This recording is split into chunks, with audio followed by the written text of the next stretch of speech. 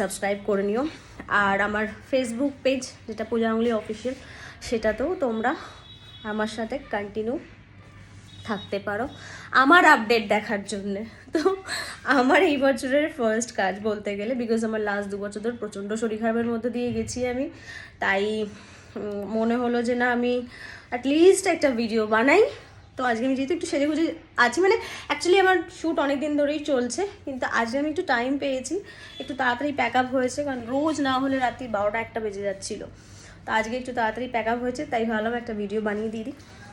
তো please keep in touch with me, Facebook, Instagram, YouTube, যা কিছুতে।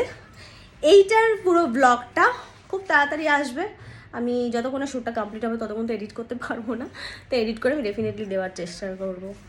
সবাই খুব ভালো থেকো, সুস্থ থেকো, দেখা হচ্ছে, টাটা।